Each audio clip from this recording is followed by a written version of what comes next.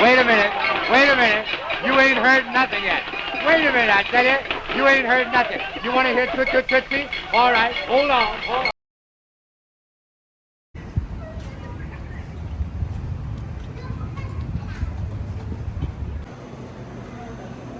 Banana popcorn? Bananas of popcorn? What? I hope it's not made out of real popcorn, you guys. That would be disgusting. Hey, what's happening, everyone?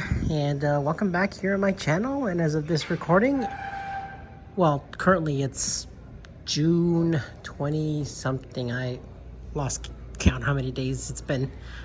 But yeah, June something on a Monday afternoon.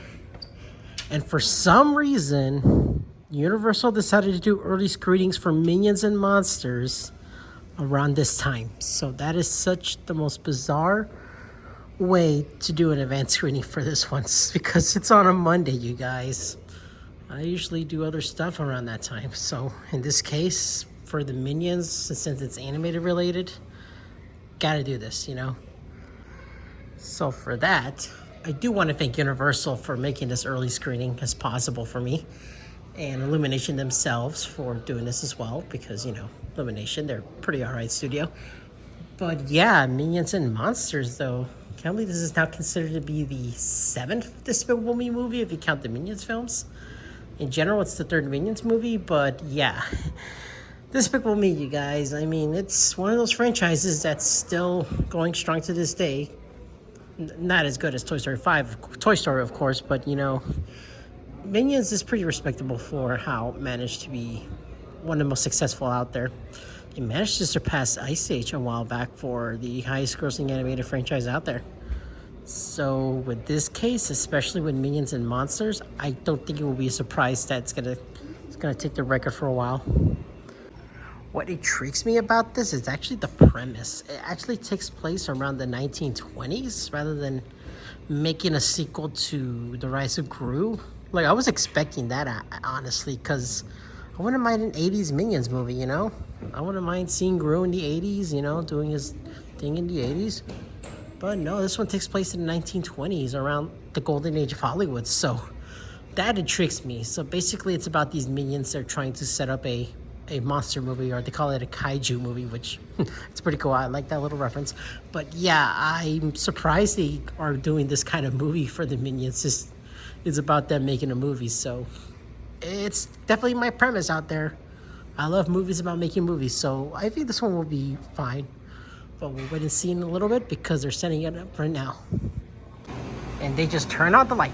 Minion Dolby 80cc. So I'm watching Minion Dolby tonight, I guess. But yeah, overall, I'm pretty interested in this one, and I hope it's good. So without further ado, let's go watch the film, you guys. I hope it's fun.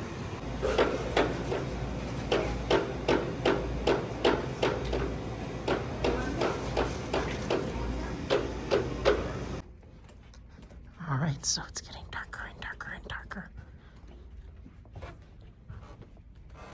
And here we go.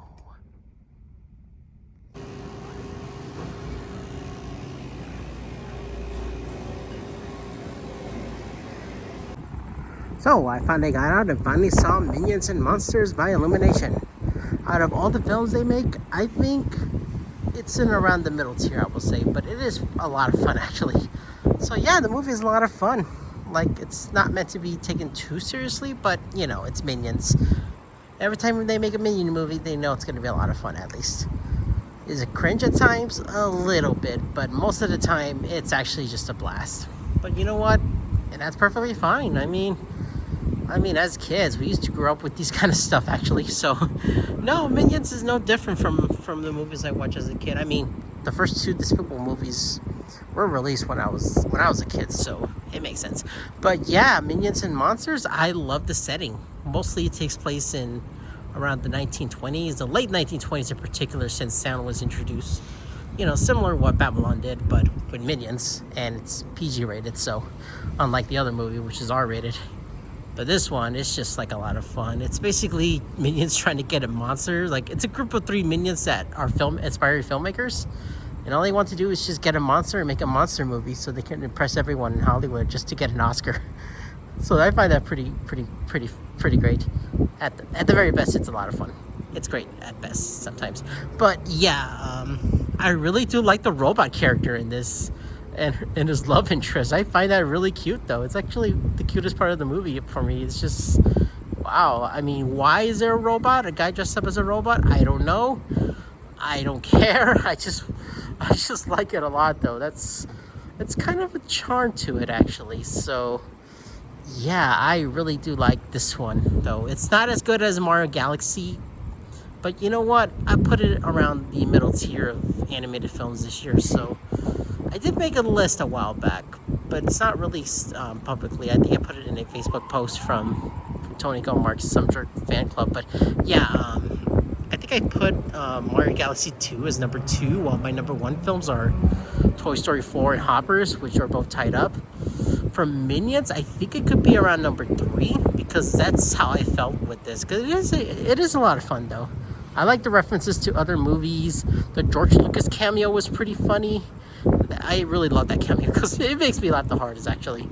So yeah, do I recommend it? Of course. I mean, check it out at least one time just to see for yourself. And it's not as bad as I expected from other Minion films, you know. Like, people expected Illumination movies to be just annoying, but no, it's just okay at best. It's just their other films are hit and miss for me. Like, Secret Life of Pets is just okay at best, but at least that Universal writes better, though. Yeah, I think their only bad ones I can say are some of the Dr. Seuss movies, like The Lorax, which I never really liked. I mentioned it before a while back about this movie, but at least it did try to be faithful to the book, though. It tried. But the Grinch one was okay, though, which I now heard they're making a sequel to the Jim Carrey movie, which is such a bizarre idea, but I'll take it. But you know what? Honestly, my favorite films in the Illumination canon has to be either the Minions films, the Despicable Me movies, and the Nintendo movies. So these films are a blast to watch, honestly. So yeah, good on Illumination for making something the best out of. And I do think the Mario Galaxy movie deserves so much credit just for having a fun blast. You know, it's just a blast, you know.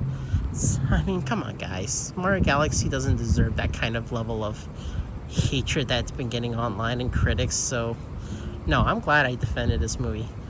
As a Nintendo fan myself, it's a lot of fun. But yeah, Minions and Monsters, definitely a blast. Definitely movie fans should see this as well, just to see the references. So yeah, definitely recommend it at least once to see for yourself. But you know what? It's not too bad. Especially for kids, yeah, that's perfectly fine as well. Take them as well. So yeah, you guys, that'll be it for now. Planning to release this in at least a couple of days. As of this recording, it should be out in at least 2 days, July 1st. Release it in time for the movie's release. So yeah, as of now, overall, it's been an interesting week, I will say.